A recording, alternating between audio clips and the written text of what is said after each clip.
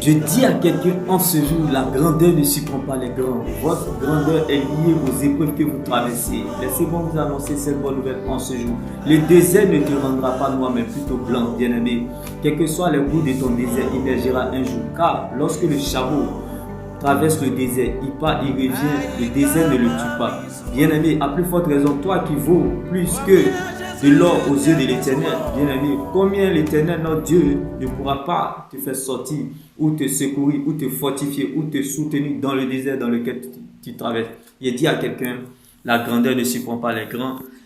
Votre grandeur est liée aux épreuves que vous traversez. Bien-aimé, laisse-moi t'annoncer cette bonne nouvelle. La Bible déclare que David était dans la vallée, il était dans la solitude, mais l'adoration n'était pas isolée. Joseph était en prison, mais la louange ne l'a pas oublié. Jérémie était dans le trou, mais bien-aimé, l'exhortation était toujours en mouvement. Paul et Silas étaient en prison, mais bien-aimé, l'évangile n'était pas prisonnier.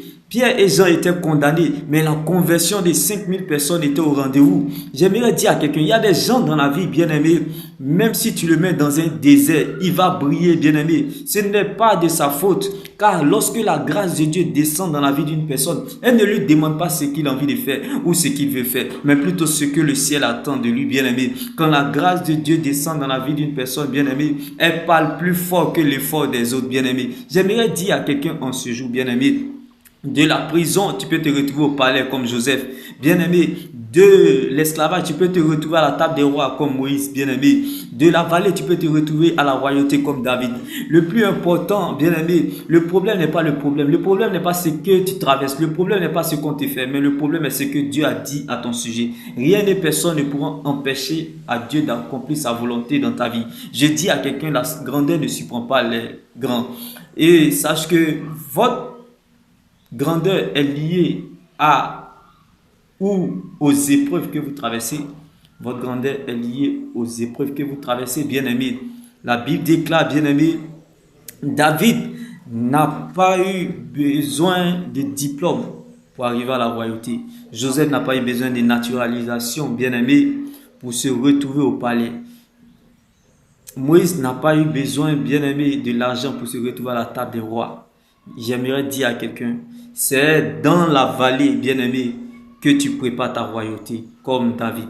C'est dans la prison que tu prépareras, bien-aimé, la gouvernance, comme Joseph en prison. C'est, bien-aimé, dans l'esclavage que tu prépareras, bien-aimé, le peuple à la libération, comme Moïse. J'aimerais dire à quelqu'un, la grandeur ne surprend pas les grands, bien-aimé. Et sache que tes épreuves ou ta grandeur, n'oublie surtout pas que ta grandeur est liée aux épreuves que tu traverses. Grande sera tes épreuves, belle sera ta victoire, bien-aimé. La préparation se fait dans tes épreuves. Les épreuves sont comme, bien-aimé, les premières parties du concert. Car l'homme du concert, c'est l'homme de Galilée qui est caché en toi, Jésus-Christ de Nazareth. Il dit à quelqu'un, bien-aimé, la grandeur ne surprend pas les grands. Tu en mode de préparation dans le désert dans lequel tu te trouves. Dieu m'est béni. Shalom.